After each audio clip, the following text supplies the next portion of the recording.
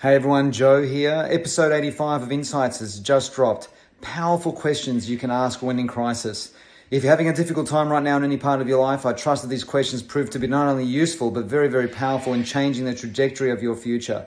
As Dr. Hawkins says, all of these crisis points are choice points. So I hope you enjoy, and I hope it's something that proves to be very useful. Bye for now.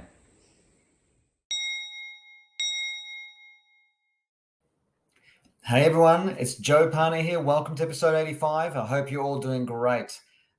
Just a quick heads up is that we've got some roof people making some banging noises here at the house as we finish our renovation. So forgive me in advance if there's sudden background noises or anything like that. So all good. So yeah, I'm excited to deliver today's this episode because it's about these are some really, really powerful, important, I think, crucial questions that we can ask ourselves whenever we find ourselves in some kind of crisis, whether it's a major life crisis, a midlife crisis, or relationship crisis, or whatever kind of crisis it is, whether it's a significant one that can take quite a while to navigate through, or whether it's something that's more of a mini crisis, something that is less dramatic and, within a few days we're over it kind of thing, or we've recovered from it, or we've navigated through.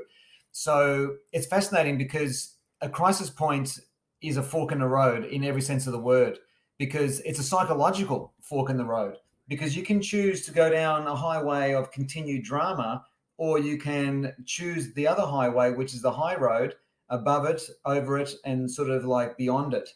And these questions are designed to remind us of the choices that we have when we're in a crisis point.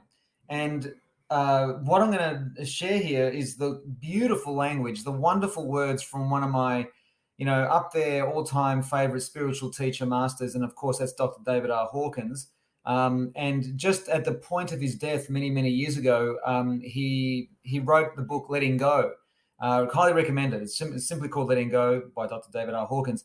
I believe that his wife or somebody else helped finish the writing of this book. So I can tell that the style of the writing changes in the book. It's not typically the same as what I see of him in his previous books, but nevertheless, the advice here, the life advice, is truly sensational. So what I'm going to do is, if it's all right with you, I'm going to share with you, I'm going to read out a passage from Letting Go where these powerful questions are embedded, and it's just phenomenal. So one of the key things that he highlights here is that the core benefit of any life crisis is an opportunity for greater self-awareness. And as we know in life, and many of you who've been in my training rooms know that I've often said that we are either green and growing or ripe and rotting. That everything in the world, everything in the universe, everything in our life, from skill sets to career opportunities to relationships to emotional and spiritual development, everything is either growing or shrinking, expanding or shrinking, dying or growing. It's one way or the other. Breathing out or breathing in is what the universe is doing. So whenever we come across a life crisis, there's an opportunity for us to either grow or go down the other road. So let's have a look. Let me share these words with you. These are just phenomenal words. So I'll be reading this out over the next few minutes. And then we'll have a bit of a reflection of what we've learned from this wonderful passage from Dr. Hawkins. So he says that the one key benefit, as I've just shared with you, is that from a life crisis is greater self-awareness. The situation can be overwhelming, and we are forced to, on top of all of our usual diversionary games, it's an opportunity to take a good look at our life situation and reevaluate our beliefs, our goals, our values, and our life direction. So I'll pause there. I'm going to sort of interrupt myself as I'm quoting him. This is really key here, is that this is another key benefit. Other than greater self-awareness, it's also more specifically a greater self-awareness around reassessing our life situation. I mean, if there's a theme in the crises that show up, in other words, if there's a thematic kind of repetition of certain things, certain problems that keep showing up in our life, whether it's relationship crises or other types of crisis, whether it's a health crisis that's continual or repetitive, or, life often gives us clues in terms of if there's a theme or repetition of a crisis episode, well, clearly, and I'm not going to say we haven't learned our lesson because, that's, I think, a little bit sort of arrogant to say it like that. But if there's a theme that keeps showing up, there's something in there for us. And I think it is an opportunity to reassess. the direction that we're heading in, with our philosophy, with our belief system, with what we want in life, and are we living in alignment to our values, and our general life direction? I think these are very, very important points. So Hawkins continues to say here, it's an opportunity to reevaluate and let go of guilt.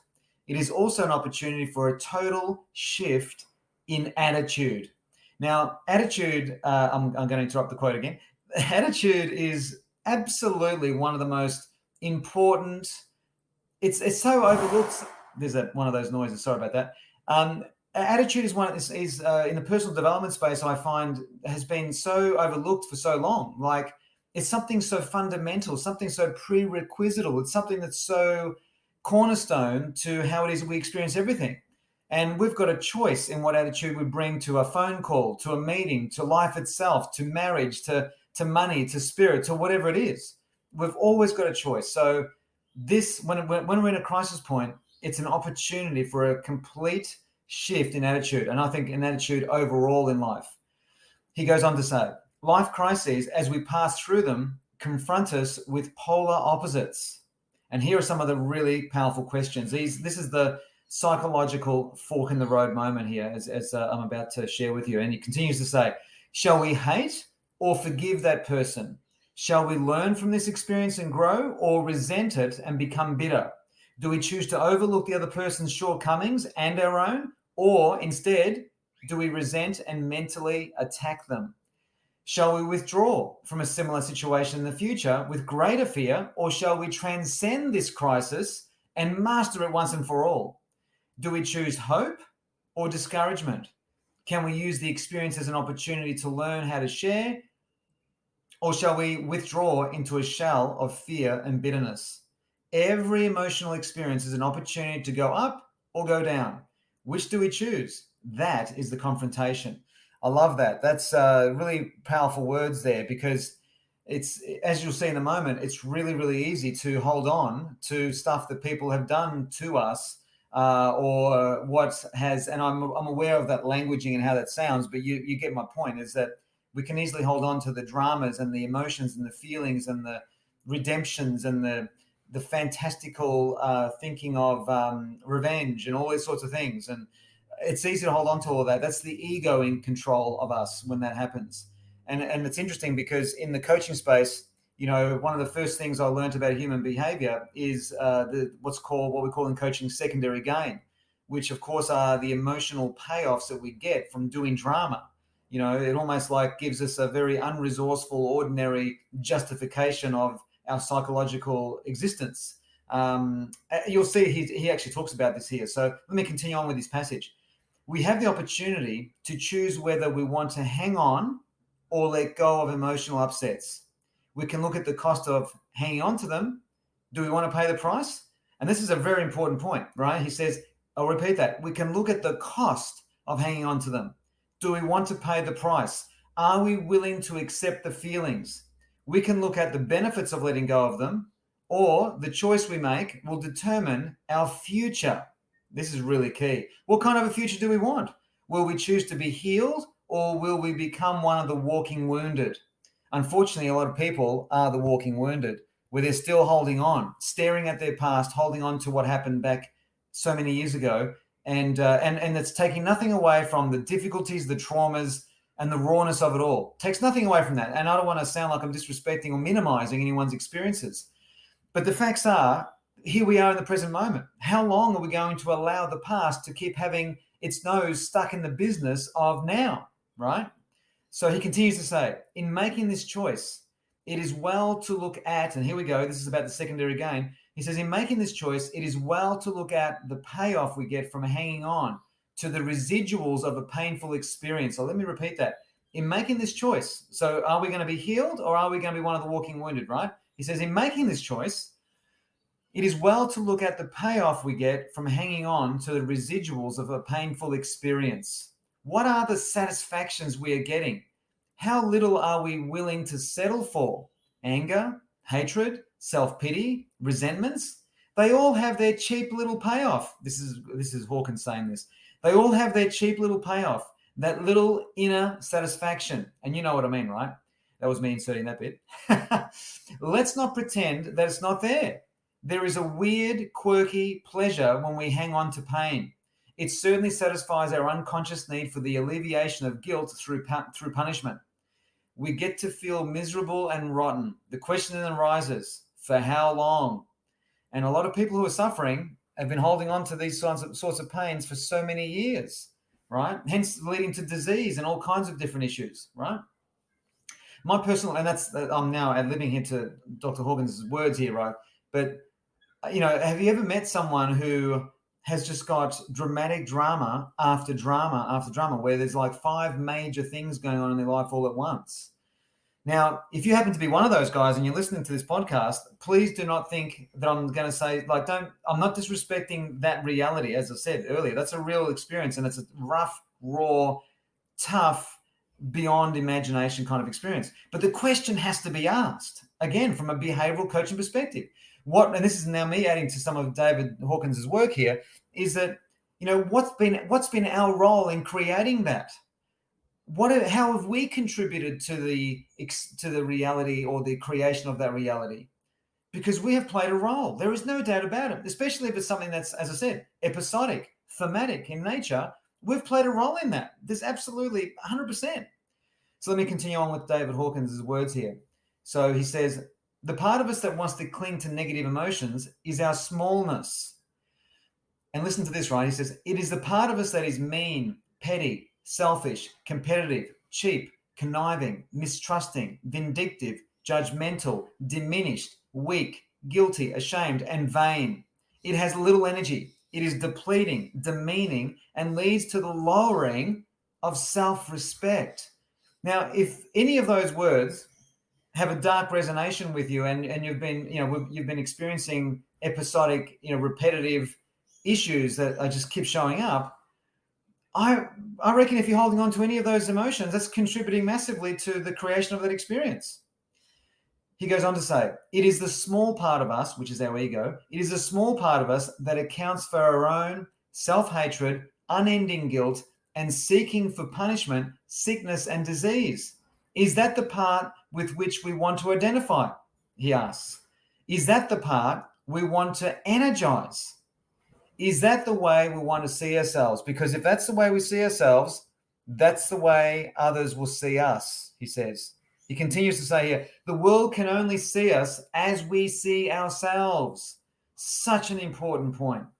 Are we willing to pay those consequences? If we see ourselves as a cheap and petty, it's unlikely that we'll be at the top of the company list for a raise, he says here. This is a very old quote. But do you get what I'm saying, right? Or not what I'm saying, but what he's saying.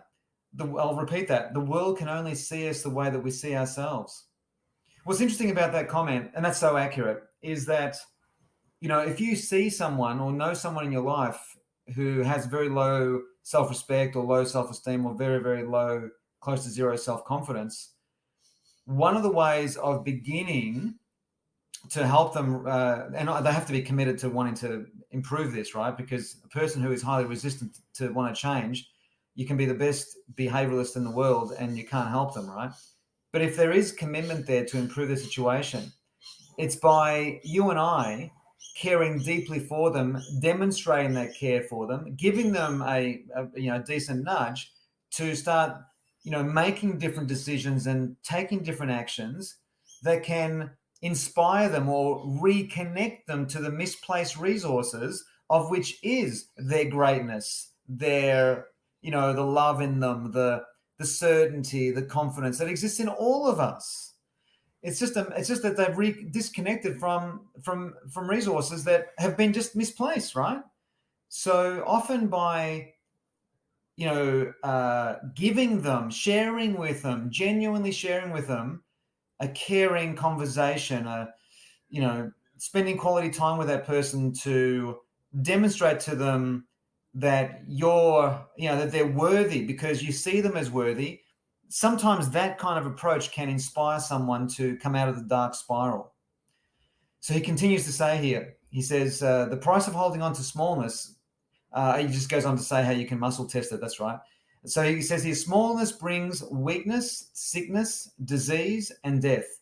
Do you really want that? That's what he says here, right?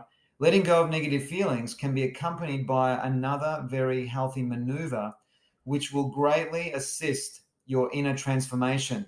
And that is to stop resisting the positive emotions. End of quote. So there are some really core key things there that Hawkins is sharing. And I really hope some of these questions that you might have to listen to this episode a couple of times to grab all those questions, but it is really a crisis point is actually a choice point.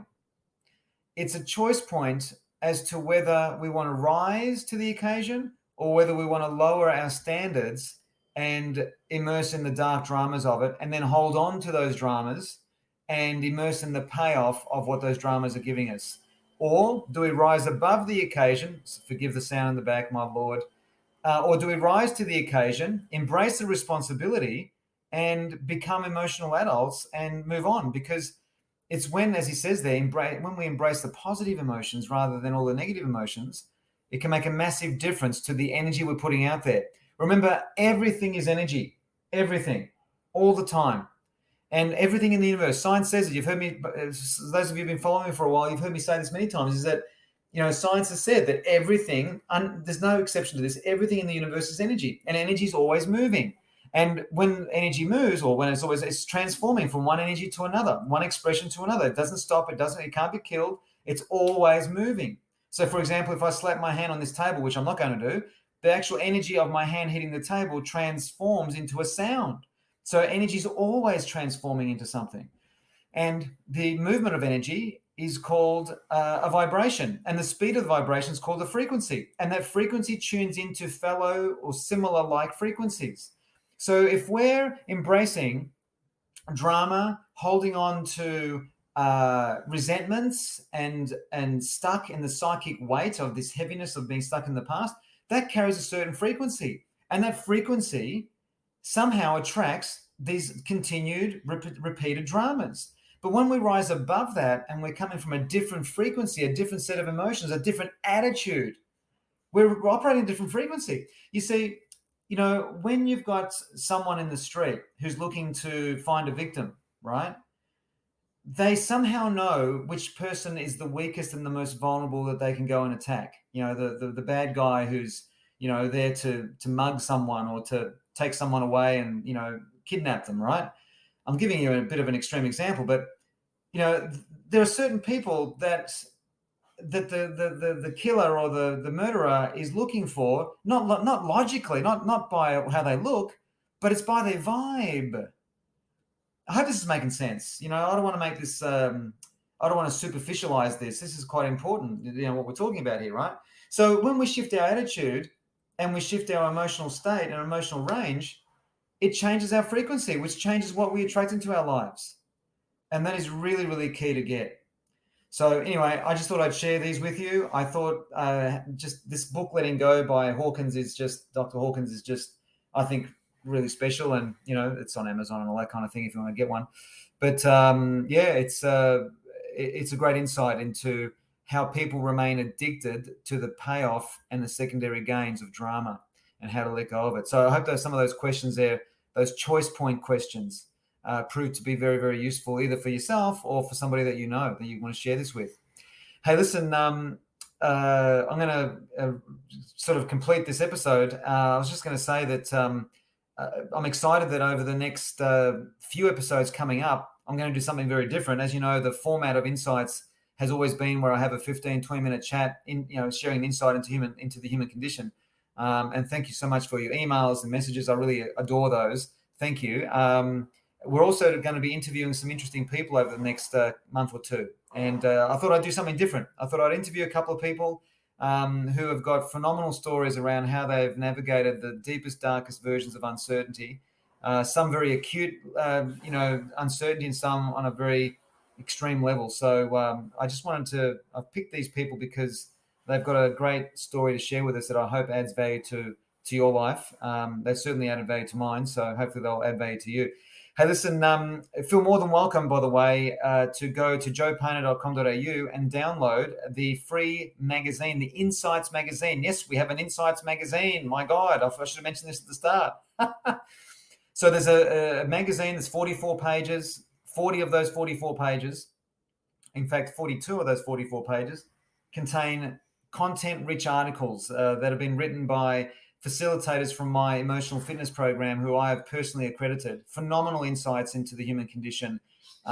Great content. It's available to you for free. If you want to go to joepane.com.au, scroll around that front page, you'll see it there somewhere. You can enter your details and you'll have an instant download where you can, hopefully be inspired by some of those articles there. And some of those, those facilitators are of all vastly different backgrounds. We've got business backgrounds, trauma backgrounds, addictions backgrounds, drug backgrounds, spiritual backgrounds, all kinds of it. It's an eclectic blend of beautiful people who have contributed some amazing words to this wonderful magazine, our first edition. So hope you enjoy it. And as I said, just head over to the website, joepane.com.au, scroll through there and you'll see that you'll be able to download it. All right, enjoy. Thanks for tuning in. And I'll catch you in episode 86 coming up very soon. Bye for now.